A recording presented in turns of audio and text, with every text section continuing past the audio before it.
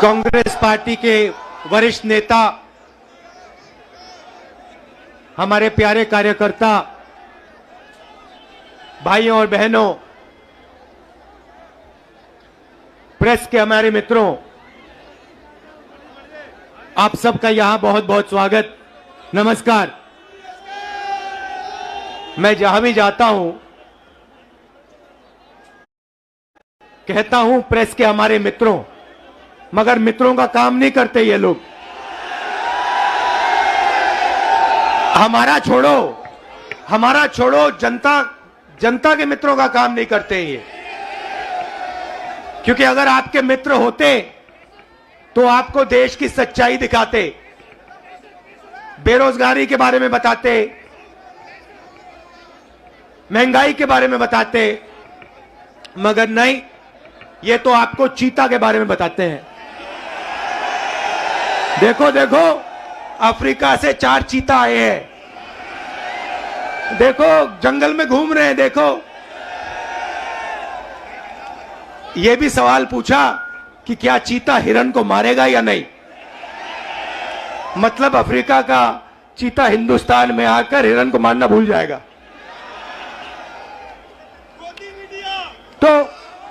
तो मित्र तो है नहीं। अच्छा, मीडिया बात नहीं उठाती जनता की, तो हमने सोचा पार्लियामेंट में भाषण करो। डिमोनेटाइजेशन, नोटबंदी के बारे में भाषण करने की कोशिश की, गलत जीएसटी के बारे में बोलने की कोशिश की। जो हम जमीन अधिग्रहण कानून लाए थे, जब नरेंद्र मोदी जी ने उसको रद्द करने की कोशिश की, हमने पार्लियामेंट हाउस में बोलने की कोशिश की, वहां पे माइक ऑफ कर देते हैं। देखो ऐसे, माइक ऑफ, जो बोलना बोलो। हेलो, नमस्कार, कैसे हो। तो एक तरफ मीडिया बात नहीं उठाती, दूसरे तरफ माइक ऑफ कर देते हैं। तो हमने सोचा चलो जनता के साथ कन्याकुमारी से कश्मीर चलकर जनता से बातचीत करें, जनता की आवाज सुने और जनता के दिल में जो है वो रखें। 3000 किलोमीटर हो गए, कन्याकुमारी से शुरू किया। कम नहीं होता भाइयों और बहनों। आप ये मत सोचो कि 3000 किलोमीटर कम होता है, कम नहीं होता है। 110 दिन हो गए, मगर अजीब सी बात है, थकान नहीं है। आप देखिए, मेरा चेहरा देखिए, कोई थकान नहीं है। लोग पूछ रहे टी शर्ट में कैसे चल रहे हो। ना थकान है, ना ठंड लग रही है मुझे। अब मैं क्या बोलूं।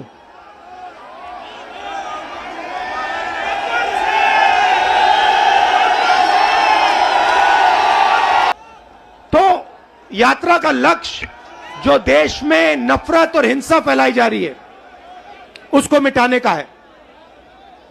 भाइयों और बहनों, बीजेपी की पॉलिसी हिंदुस्तान के युवाओं को, किसानों को, मजदूरों को डराने की पॉलिसी है।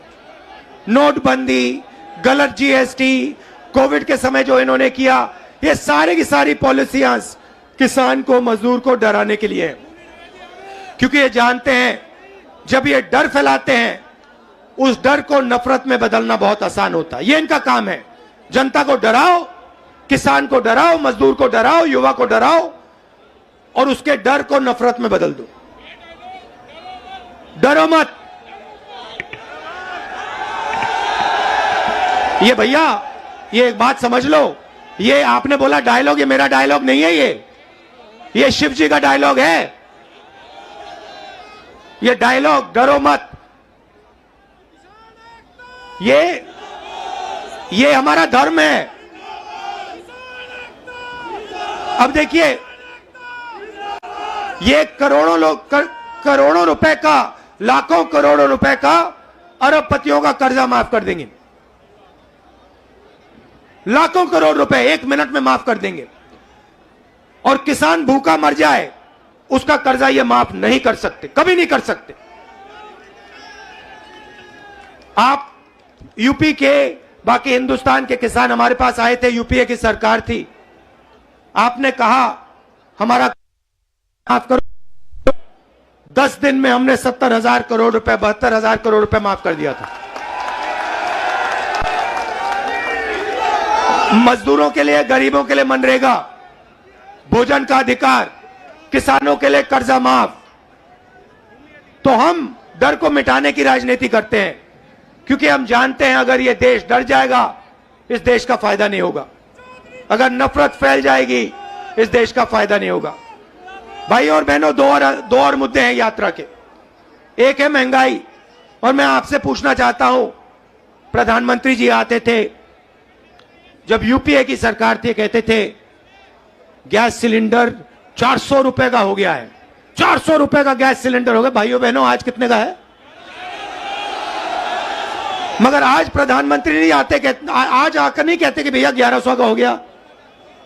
अच्छा, एक और सवाल है भैया, ये जो 1100 और 400 रुपए का फर्क है, ये किसके जेब में जा रहा है? ये किसी ना किसी के जेब में तो जा रहा है ना। मतलब ये आसमान में तो नहीं गायब हो रहा।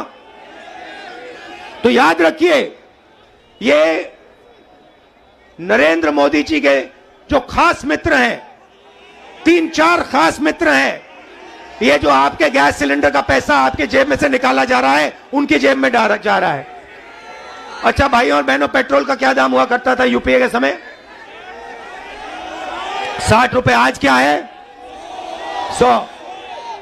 तो ये भी याद रखिए, ये जो 40 रुपये 60 रुपया जो है, जो आपके जेब में से निकाला जा रहा है, ये भी उनके 2-3 मित्रों के जेब में जा रहा है। तो हमारा दूसरा मुद्दा महंगाई, और तीसरा मुद्दा, सबसे बड़ा मुद्दा, जो देश में नोटबंदी, गलत जीएसटी के कारण बेरोजगारी फैली है। आज 3,000 किलोमीटर में हर स्टेट में मुझे युवा मिलते हैं। मैं पूछता हूं क्या पढ़े, कहते हैं इंजीनियरिंग की, डॉक्टर बनने के लिए पढ़ाई की, आईएएस के लिए तैयारी की। और फिर मैं पूछता हूं भैया आप करते क्या हो? कहते हैं राहुल जी, शर्मा के कहते हैं राहुल जी हम तो मजदूरी करते हैं। कोई कहते हैं भैया, कोई कहते हैं मजदूरी करते हैं, कोई कहते हैं भैया हम पकौड़े पका रहे हैं। इंजीनियरिंग की पढ़ाई की, आलू के पकौड़े बना रहे हैं। अच्छा, एक रास्ता था युवाओं के लिए अग्निवीर वाला,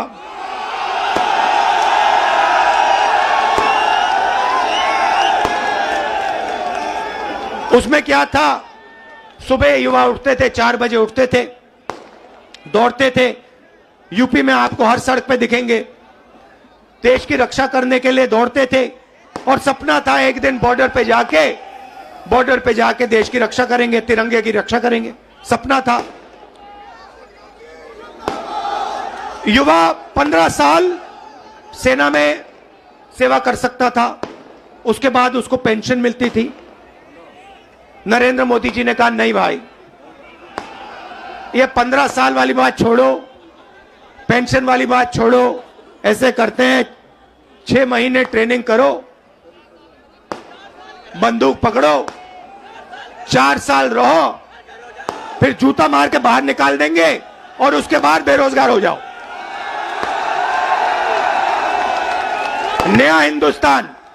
और जब युवाओं ने कहा कि हमें यह अच्छा नहीं लगा, और जब युवा सड़क पे उतरे, नरेंद्र मोदी ने क्या कहा? नरेंद्र मोदी जी ने क्या किया? उन्होंने उनसे कहा कि अगर तुम्हारी फोटो ले ली गई सड़क पे तो तुम्हें सरकारी नौकरी नहीं मिलेगी। तो देखिए,